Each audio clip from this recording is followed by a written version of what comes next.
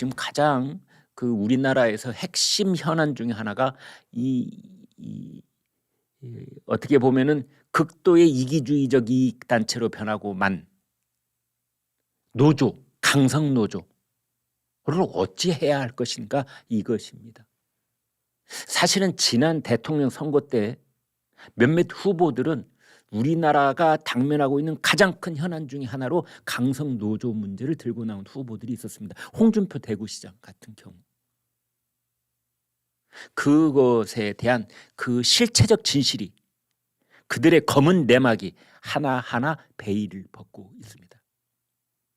문재인 정권 5년 동안 그들이 그 어두운 응달 속에서 몸피를 불려왔던 그러한 내용들이 지금 조금씩 햇볕 아래에 드러나고 있는 겁니다. 양대 노총, 한국노총, 민주노총 해외 출장 24억. 아니 노조 간부들 또 자기네들이 선발한 뭐 누구누구들 해외에 다니면서 24억을 썼네요. 그다음에 자녀 영어 캠프 1억. 그래서 귀족 노조라는 말을 듣는 거지요. 지원금 총액이 1,520억. 한국노총과 민주노총이 최근 5년간 정부, 중앙정부를 말하겠지요. 광역자치단체 17곳에서 지원받은 금액이 1,520억. 여기에서는 기초자치단체 228곳, 중소도시, 뭐 군 이런 데를 말하는 거죠. 거기서 지원한 금액은 포함 안 시켰습니다. 그건 빼고 서울시, 뭐 경기도, 강원도, 제주도, 부산시 이런 데 광역단체 그리고 중앙정부가 지원한 돈이 1,520억, 1년에 300억쯤. 국민의힘 권성동 의원이 고용노동부 그다음에 각 지자체에서 받아서 정리한 내용입니다. 2018년부터 지난해까지 그러니까 문재인 정권 들어선 이듬해부터 작년까지 5년간 중앙정부에서 177억 8천만 원, 광역자치단체에서 1,343억 4,495만 원, 도합 1,520억 5,295만 원. 서울시가 제일 많아서 340억, 울산시가 149억, 경기도 132억, 인천시 115억. 주민 1인당 부담 금액 보니까 울산은 1인당 13,486원. 이제 그래서 주로 어떻게 지원을 했을까 봤더니 건물 짓는 겁니다. 그 다음에 그 건물 안에 어떤 조직이나 단체가 입주하도록 한 다음에 그 조직이나 단체가 그 건물을 관리하고 거기에 들어가는 인건비 이런 것들을 지원을 해온 겁니다. 노동권익센터, 비정규직 노동자 지원센터, 근로자 종합복지회관, 노동상담소. 노동이란 말이나 뭐 근로자 이런 단어가 들어간 건물, 그 다음에 기관 이제 건립하고 운영을 했다는 건데 어떻게 했는지는 아무도 모르죠. 깜깜이니까 자기네들이 알아서 하니까 어디에 보고도 한 적 없고 뭐 감사를 정기적으로 받는 것도 아니고 회계장부가 따로 있어서 그것을 뭐 어디다 보고하는 것도 아니고 그런 상태에 있는 겁니다. 이 1,520억 어디로 들어간지 누가 알겠습니까? 지금부터라도 밝혀내야죠.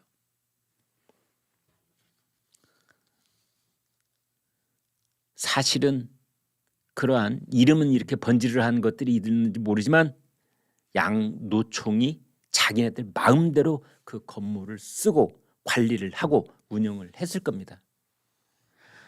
두 노총이 정부나 지자체에서 자금을 지원받아 건물을 짓고 이를 위탁 운영하는 경우 건물 일부 공간은 노총이 사무실로 자유롭게 쓸 수 있다. 그러니까 무슨 뭐 복지회관 해놓고 복지회관이 2층짜리가 있으면은 그 중에 한 3분의 1쯤은 노조 사무실로 쓰는 겁니다. 그러면은 노조 예산 중에서 한국노총이면 한국노총, 민노총이면 민노총, 노총 그 예산 중에서 일정 부분은 건물 임대료로 지불을 해야 되는데 그걸 공짜로 쓰는 겁니다. 공짜로 쓰는 겁니다. 이것도 매우 부적절한 것이죠. 회계 관리가 투명하게 되어 있다면 이거 제일 먼저 시작돼야 될 그런 사항 중에 하나인 겁니다. 전교대도 비슷한 사안이 있었죠. 전교조. 이러한 것들은 사실은 문제는 이게 세금입니다. 1520억. 하늘에서 떨어진 돈이 아닙니다. 노조라고 하는 것은 노조에 가입한 조합원들이 회비를 내서 조합비를 내서 그 돈으로 운영하는 겁니다. 왜 여기에 국민 세금이 들어갑니까? 도대체. 아니 일반 국민이 이 노조하고 무슨 관계가 있길래. 울산에 공장들 많잖아요. 현대자동차. 민노총의 가장 핵심이 들어가 있는 그 현대자동차. 그 노조에 현대자동차에 있는 민노총 조합원이 몇만 명 되지 않습니까? 전임 노조원만 수백 명, 수천 명. 근데 여기에 왜 국민이 세금을 내야 됩니까? 서울에 살고 있는 홍길동이라는 시민이 왜 울산에 있는 현대자동차 민주노총에 들어가는 돈을 내줘야 되냐 이 말입니다.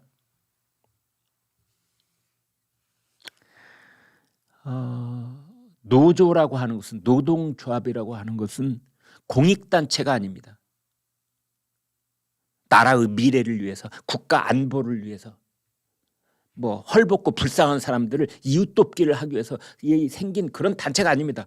노조라고 하는 것은 오로지 자기네들 조합원들의 이익과 복지를 위해서 생겼고 그것을 위해서 운영하고 관리되는 것이 노조라는 단체인 겁니다.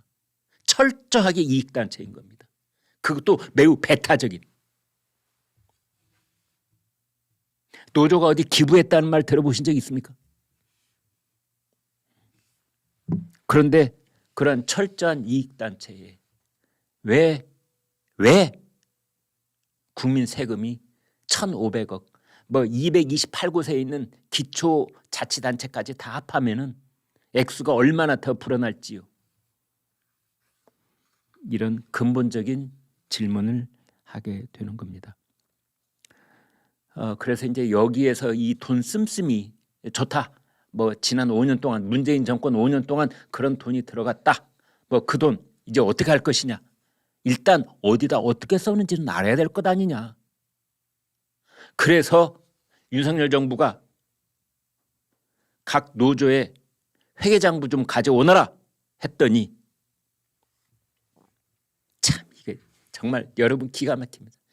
회계장부가 이렇게 있다고 하면은 표지 사진 찍어서 표지 사진만 보냈다는 거 아닙니까? 지금 애들 장난합니까?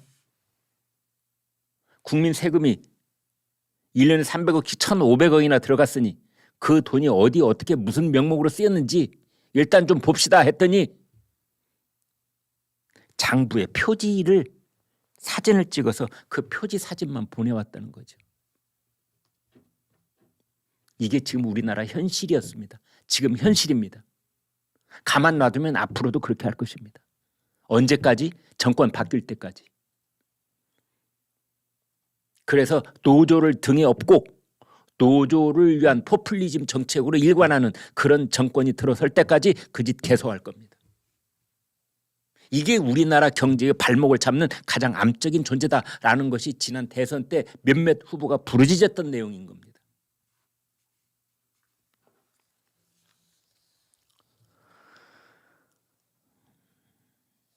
이 노조에도 법적 의무는 있습니다.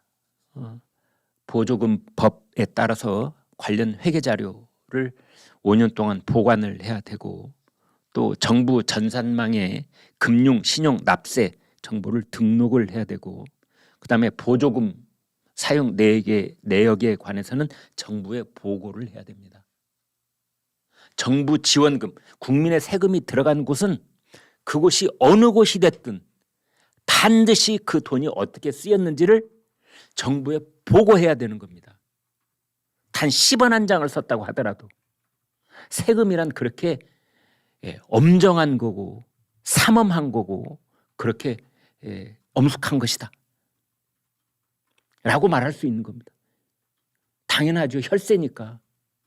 그런데 지난 5년 동안 이 노조가 쓴 돈은 그러한 보고가 일부 있어도 아주 형식적으로 돼 있고, 그 다음에 보고의 내용이 실제로 보고된 대로 그게 현장에서 그 똑같이 이루어졌는지를 가서 살펴보지도 않았고 감사도 하지 않았고, 민노총이 우리가 뭐 보조금 200억 받았는데 그중에 어디 썼다 대충 해가지고 보고를 하면 그걸 노동부가 가서 살펴봤겠습니까?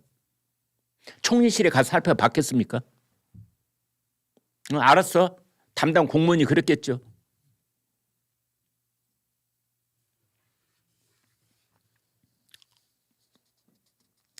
이번에도 증빙 자료를 제출을 하라 이렇게 요구를 하자 한노총, 민노총 할 것 없이 그 산하단체 정부 요구를 거부하라 이렇게 지침을 내리고 있습니다.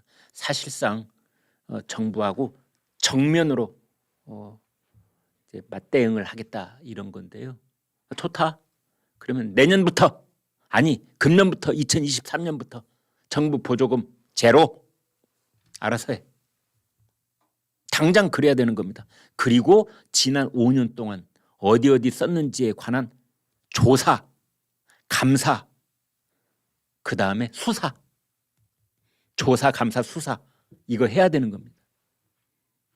이게 누구 입으로 들어갔는지, 노조 간부들 입으로 집중적으로 들어간 것인지, 아니면 아름아름 몇 사람들이 이것을 착복을 했는지 아닌지, 정말 근로자들을 위한 복지 쪽으로 이 돈은 얼마나 쓰였고, 그러지 않은 이 불투명한 돈은 또 액수가 얼마나 됐는지 밝혀야 됩니다.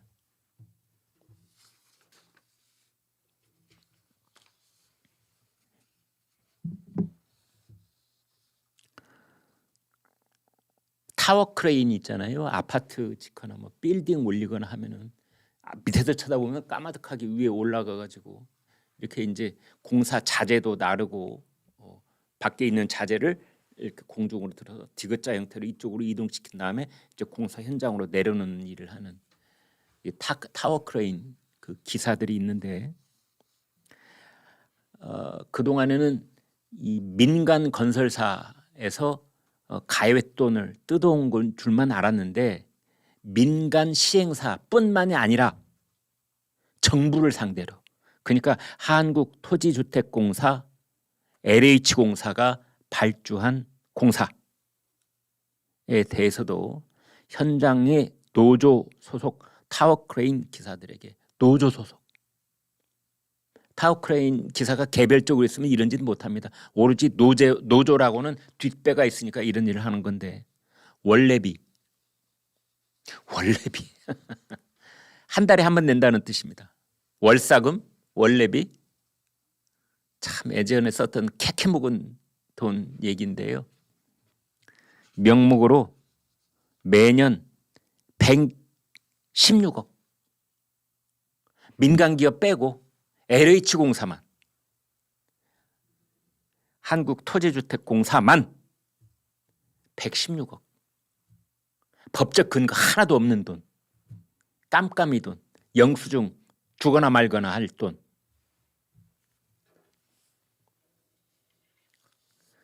타워크레인 기사의 원래비, 악습이 공공부문에서도 만연했다. 그래서 원희룡 국토교통부 장관 원래비 불법화 지침을 만들 것이다. 국민의힘 김상훈 의원실이 LH공사에서 내놓은 건설공사 현장 내 타워크레인 운용 현황이라는 자료를 입수해 보니 전국 LH공사 현장의 절반가량인 50.6%에서 타워크레인 기사들이 시공사 등으로부터 매달 수백만 원대 원래비를 받고 있는 것으로 조사됐다. 원래비는 건설사가 월급 말고 비공식적으로 주는 웃돈이다. 지금 세상이 어느 때인데 3만 원짜리 밥 한 끼도 잘못 얻어먹으면 김영란법에 걸려 들어가는데, 아니 정부 발주 공사를 하는 곳에서도 버젓이 한 달에 수백만 원, 기가 막힌 일입니다. 그것이 문재인 정권 5년 동안 관행화돼서 그냥 굳어져 있는 겁니다. 이제 그래서 국토교통부에서는 이것을 불법화하는 지침을 만들고 필요하다면 시행령을 개정해서 규정을 보완할 것이다. 저희가 듣기에는 이런 말도 좀 한가지게 들립니다. 우선 2월부터 원래비 지급 중단하겠다, 이런 발표가 좀 있었으면 좋겠어요. 2월부터, 이달부터. 3월부터는 말할 것도 없고, 이번 달도 이미 나간 거 있으면 회수를 하든지 월급에서 까든지 당장 해야 될 일이라고 생각을 합니다.